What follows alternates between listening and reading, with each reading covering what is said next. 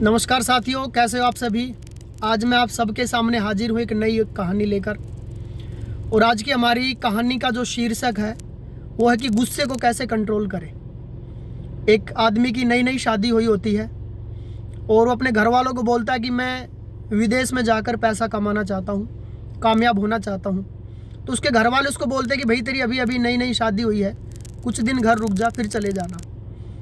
लेकिन वो नहीं मानता, महीने भर घर पे रुकता है और शादी के तुरंत बाद वो विदेश में कमाने के लिए चला जाता है।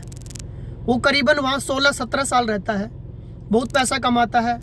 वहाँ के आसपास के एरिया में बड़े बिजनेसमैन में उसका नाम आता है। वहाँ घर से करोड़ों, विदेश से करोड़ों रुपए कमा के वो अपने घर भेजता है।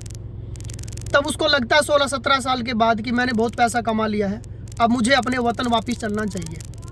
और वो वहाँ से अपना सारा सामान, सारा पैसा, सारा बिजनेस की जितनी भी उसकी एसेसरीज थी उसको पैक करता है और एक समुद्री जहाज में अपना सामान लोड करता है और वहाँ से वापस निकल पड़ता है। जब वो समुद्री जहाज में चलता है तो वहाँ पे उसको एक संत दिखाई देते हैं जो काफ़ी उदास बैठा होता है। और उस संत से पूछते हैं कि आप इतने उदास क्यों हो। तो संत उनको बोलते हैं कि इस दुनिया के अंदर ज्ञान की कोई कदर नहीं है।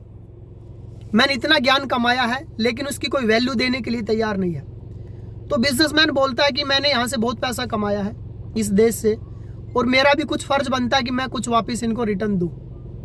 तो संत को बोलता है कि आप मुझे कोई ज्ञान की बात बताइए, मैं आपको कुछ पैसे दूंगा। तो संत बोलता है कि मैं आपको ज्ञान की बात बताऊंगा, लेकिन उसके बदले में आपको मुझे 500 सोने की मोहरें देनी होंगी। एक बार तो उसको लगता है कि सौदा बहुत महंगा है, लेकिन फिर वो सोचता है कि भी मैंने यहाँ से पैसा कमाया है तो मेरा भी कुछ फर्ज बनता है कि मैं इस देश को कुछ वापस लौटा के दूँ। और वो एग्री हो जाता है। और संत उनको बोलते हैं कि आपको ज़िंदगी में कभी भी गुस्सा आए तो उस गुस्से में तुरंत कोई एक्शन मत करना, 2 मिनट के लिए रुकना, एक बार ठंडे दिमाग से सोचना और फिर उस पर एक्शन लेना।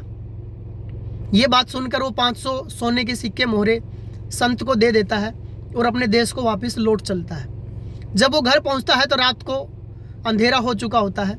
उसके घर में बाहर पहरेदार होते हैं और पहरेदारों को इशारा करता है कि किसी को कुछ मत बताओ, मैं घर वालों को सरप्राइज देना चाहता हूँ। वो कमरे के पीछे के दरवाजे से घर में घुसता है, लेकिन जैसे ही घर में घुसता है तो वो चौंक जाता है। उसकी वाइफ एक बिस्तर पर सोई होती है और उसके साथ में एक लड़का भी सोया हुआ होता है।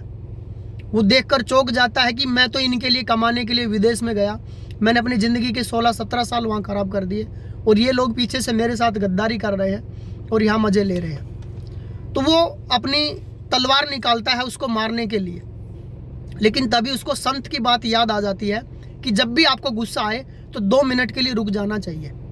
वो अपने गुस्से को कंट्रोल नहीं कर पा रहा था। वो अपनी वाइफ को और सो रहे उस लड़के को, दोनों की गर्दन को उखाड़ देना चाहता था, लेकिन वो 2 मिनट के लिए रुक गया। उसका थोड़ा सा गुस्सा शांत हुआ और उसके हाथ में जो तलवार थी वो साइड में रखे एक बर्तन से टकरा गई। जैसे बर्तन से टकराई उसकी पत्नी जो थी उसकी आँख खुल गई। वो खड़ी होकर सामने आती है, पैरों में गिर जाती है और बोलती कि स्वामी आप आ गए, हमने आपका इतना इंतज़ार किया है। और सामने जो लड़का खड़ा होता है वो उसको इशारा करती है कि ये तुम्हारे पिताजी हैं, आप इनके चरण स्पर्श कीजिए और आशीर्वाद लीजिए।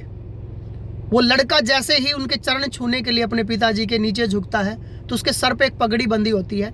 वो पगड़ी गिर जाती है और उसके बाल बिखर जाते हैं। तब वो उसकी पत्नी उसको बताती है कि ये आपकी बेटी है, आपके अब्सेंस में, आपके अनुपस्थिति में आपके परिवार पर किसी प्रकार की कोई आंच ना आए, कोई हमारे चरित्र को ना कोई भंग कर दे, इसलिए मैंने आपकी बेटी को लड़का बना के रखा है, इसको बेटी की तरह पाला है, बेटे की तरह मैंने इसको सारी तालीम दी है और ये आपका बेटा है।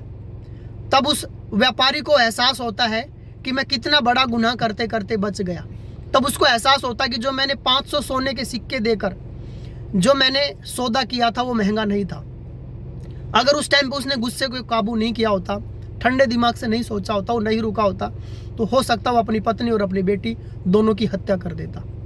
ऐसे हमारी लाइफ में भी कई बार ऐसा टाइम आता है कि हम लोग बहुत आग बबूला हो जाते हैं। तो हमें भी ऐसे टाइम के अंदर तुरंत कोई डिसीजन नहीं लेना चाहिए, 2 मिनट ठंडे दिमाग से सोचना चाहिए। कुछ लोग कंट्रोल करने की बहुत सारी विधियाँ बताते हैं कि आप अपने मन के अंदर ही आप 10 तक उल्टी गिनती गिन सकते हो, जैसे 10, 9, 8, 7, 6, 5, 4, 3, 2, 1 ऐसे करके। इस तरह से आप कुछ पानी पी सकते हो, आप गुस्से को कंट्रोल कर सकते हो। गुस्से के अंदर इंसान सिर्फ अपना नुकसान करता है, किसी दूसरे का नहीं करता है। तो मिलते हैं जल्दी एक नई कहानी के साथ। Thank you very much. जय हिंद, जय भारत, जय VCMT। Thank you.